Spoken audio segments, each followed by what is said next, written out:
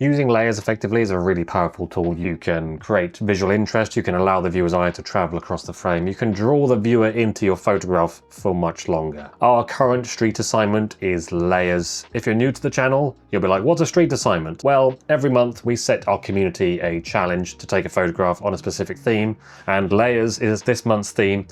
We've also just launched a brand new platform for viewing our galleries. You can leave likes, comments, and you can generally get away from Instagram. Today we're going to sit down and chat to photographer Billy Dinh. You're probably aware of him, but if you're not, I think he's one of the best photographers out there at the moment. Although I'd never say it to his face, here's some incredibly complex and masterful layered street photographs. So Shane and I are going to sit down and have a chat with him. Let's do it.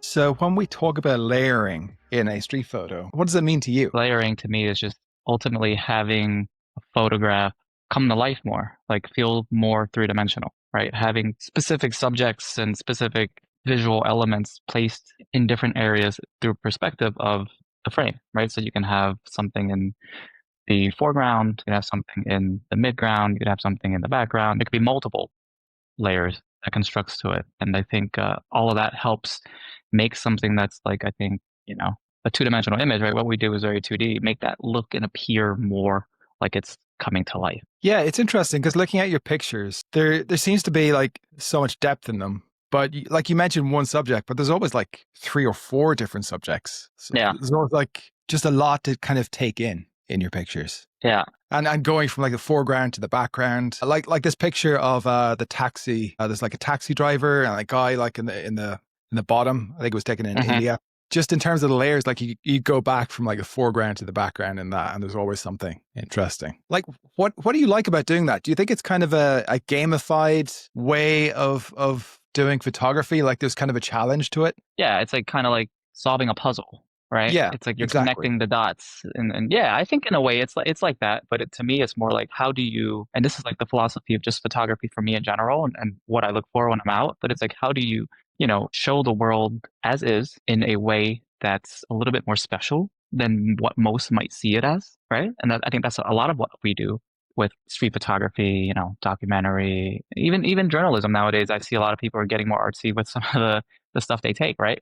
It's just how do you take normal everyday scenes and kind of present it in a way that the average person might not see, right? And I think with the experience that we have, we're lucky to be able to kind of look out for those things. And so you're right. You talk about that photo I took in Kolkata, India. Yeah, it's stacked in terms of layers. I think somebody like when I posted it, somebody in the comment was like, they actually counted every single layer, and they were like, this is like 15 like deep.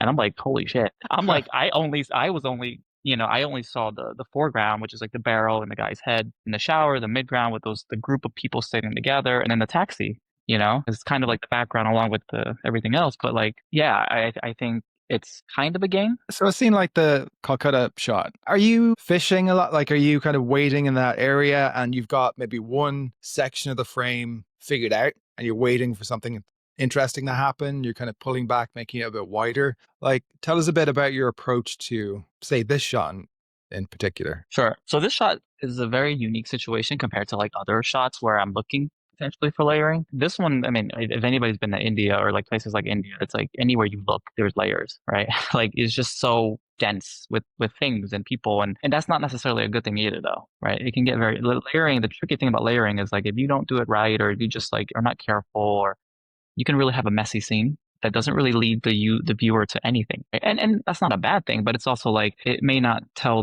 a story. It may not be visually appealing if the audience has to scramble to see what the subject and what the scene is. But with this one, it was already in place.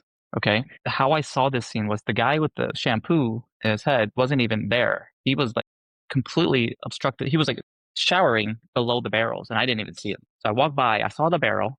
So that the barrel was the first thing I chose as the foreground element, right? And then I saw the group of guys playing or just sitting there in those like little bicycle things that they were in. And the taxi also wasn't there. That taxi was moving. It wasn't like a still taxi. So I just saw that scene. It was very simple. And I noticed a few guys even behind the dude sitting on the bike walking. And so I was like, I saw the dude's foot that was sitting there, and I was like, this could be interesting. So I stay there for a little bit. And like most shots, if I have the time and I haven't been caught, right? They haven't seen me I linger as long as I can to wait for things to unfold. And as soon as it happened, I think kind of destiny fell into place because that guy popped up, right? I mean, Wow. and I had my camera. Like you always want to have your camera ready. I had it. I was just waiting for something else interesting to happen because those elements alone weren't doing it for me, right? It wasn't enough. I think the thing with the photo like this, I've just been quietly absorbing it. There's still so much more to take in. Like I only just noticed that the guy on the left has also caught you as well. He's also staring you in the eye. Do you think that's a successful layered photo, is one you can kind of keep coming back to and just absorbing all the information? Yeah, I think so. I think a good layered photo is something that it's like a movie, right? It's like you watch some movies and you watch it the first go around and you get it, but then you watch it again and you're like, well, actually, I didn't. I get more of it now. And then you watch it again and you're like, well, you know what? Whatever I got in the first two times has gone out the window because now I think it's completely different. Or like there's things that I picked up that I haven't before, and I think a layered photo or any, in my opinion, good photo can bring that to a user or an audience. Do you think it's fair to say that your work, I mean, I feel like maybe 4 or 5 years ago, you were shooting a lot of portrait scenes in New York, but now you're really seeking out these more complex, wider scene. Why do you think your work has shifted like that? So for me, it's all about challenging myself. I think I've just always been I've never been the type to take the easy route. I just don't know if that's an unfortunate thing about my upbringing, having very strict parents, So every year, to be honest with you, and I don't know if I've talked about this anywhere else, but like every year I set goals for myself on what to focus on in that year. And yeah, at the beginning of my photography journey, when I didn't know what I was doing, I shot kind of more telephoto, kind of single frame people, single people in a frame, more portrait, I don't know, very nighttime, very like um wide open depth of field. And I got to the point where like, okay, well, like I've got work that I like and I've got plenty of that, but that's not, what's next? You know what I mean? And then the years after I started getting a little bit more abstract, I started playing with texture and seeing things a little differently, learning how to see things a little differently. And then, I moved on from that because I felt more comfortable with it to how do I shoot busy scenes well, because out of all of my years and journey through photography, I put myself in situations where they were all very similar. I've gone to parades and events throughout all those years, but I looked at each of those instances differently, right? And even in like those crowded scenes or those crowded countries that I've been to at the beginning of my photography journey, I singled out people, but I kind of was like, okay, well, how do I, instead of doing that, because I've done it already, how do I do the next bit, right? How do I learn how to shoot a pack scene successfully, right? And I don't know how you can get away with shooting a pack scene without it being somewhat layered. You know what I mean? And so that's been my biggest, I wouldn't say the only focus, but that's been like a focus of me of trying to improve because like it's almost like, how can you say it? Like if you're an athlete, right? And you want to be a great athlete, you don't want to just learn one thing. You want to continually push your skill set and what you can offer. Are there any movies that inspire you? To be honest, when it comes to the subject of layering, I always admire and loved Wes Anderson movies. Like Right. he does it so well, so well. And there's scenes that will like forever be stuck in my mind. I think if anybody wants to like get a good example of like how to layer, watch some Wes Anderson movies because he's got people placed in dream ways that street photographers would wish the real world were placed. Imagine having that opportunity. And it's so funny because you'll have like the scene will be set up, but then someone will like pop out of the ceiling or something. Exactly. We're chatting to you because we have kind of rebooted our street assignments. We have a whole new website, and I'm not sure if you've taken a look at it, but it's much more structured now, and you can like and comment and interact with other people once you make your submission. So the theme we're doing for this month is layers. And we were wondering if you could maybe give some advice to people that have never tried this kind of photography before. Like what would be the big kind of tips you give to someone? I think the biggest tip that I could give for somebody who's not tried it or who just wants to do it more and get better at it, I would say start kind of small. Like don't hope to like get so many elements or so many layers in the frame at once. I mean, sure, if you have that opportunity and it's good, don't let it pass you by. But like if you can, I would say start just thinking about the foreground, the midground, and right. And it could be any. It doesn't even have those three elements. Don't even have to be with people. Like the foreground could be literally like a street sign, right? You're standing right in front of a street sign, and you have the pole, or you have like the sign as the foreground. maybe a person in the midground, and the background could be just like cars or something like that, right? That is a layered photo. It might not be super, it might not be a banger or super like, as interesting as it could be, but I would say start with stuff like that because you get more of the hang of how to frame. I think the one thing about layering is because it can be so messy, you don't have as much control over composition. And so start simple, maybe position yourself in areas that are within your control. So you don't have to wait so much on things to pass by.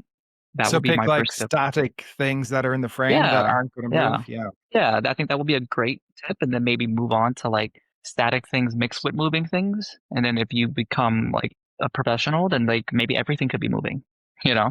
And so Would you, in terms of like gear and technical stuff, you shoot like 35 mil focal length a lot, right? shoot everything, man. I'm all over the place. Shoot Yeah. 28, 35, 2470, shoot 90, 55, Yeah. 200 sometimes, It's a bit easier work with layers, I think, with the wider focal lengths though. And try to avoid shooting wide open, I think would be Yeah, something. I think if you can, I mean that's true, but it's also not. I think you can do some pretty cool things with layers with telephotos if you're far back enough, because you get that compression and it even separates the subjects even more, right? But like generally, like the scenes that you picked out from my photos, they're all wide, they're all like higher aperture, just so that things are in focus as they can be. But I think it's okay sometimes to not have things in focus, right? Yeah, of Especially course. maybe the foreground scene. If the foreground scene is too in focus, then right? It might be too distracting. So I would say think about some of those things too. Yeah, it's just a matter of using it cleverly and like thinking about it, I think. Josh, would you give any tips about creating layers in a I like photograph? Billy's tip about like a static element. I think for me, I often cheat a bit and would find like some sort of shop hoarding or something that's been refurbished. So you have literally just a block. There's a wall in London at the moment which is hoarding a shop being refurbished, and it's just solid red, and it's just such like a quite easy place to start to build up a scene from. Because I think particularly, I mean, a shot in India, obviously you've got this incredible background going on. Quite easily, I think a layered photo can get really busy and a bit distracting. I've taken Yeah. lots of pictures in central London where the background, there's like an interesting flow of people, but the background is just too bleh, So I think almost trying to seek out some sort of flat place to start and then build the scene from there is quite good.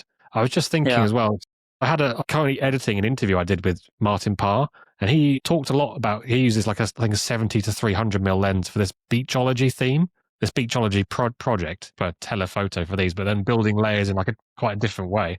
But yeah, this is what I was talking about though, right? Like if you use a telephoto lens and it's like if you're far enough, you can really get great layers that are super compressed. You know what I mean? Versus like if you're using a wide lens, everything's got to be close. Because if something is way too far, it's not going to. It might be a little bit too.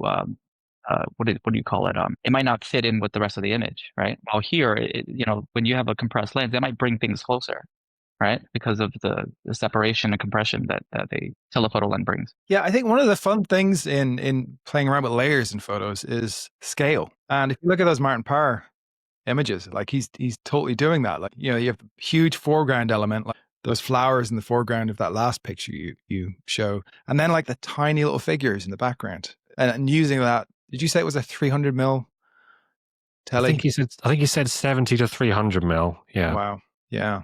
And the same with even if you're using a wide angle, it's probably easier to play with a sense of scale because something that's in the foreground of a wide angle, a shot's going to be huge compared to something in the background. Yeah. I think what would be cool is like maybe use a lens that if whoever's entering this contest or this challenge, use a lens that they haven't used before. That would be interesting, right? It forces you not only to learn something new, but like maybe you'll learn to like that lens to carry it forward with you. I think honestly, like a fisheye would be so cool. That's something I would want to use. I don't really get to use this, but imagine that how wide everything is, Yeah. and like the scenes that are the background and midground scenes might be further back because it's so wide, right? So you have to get closer, right?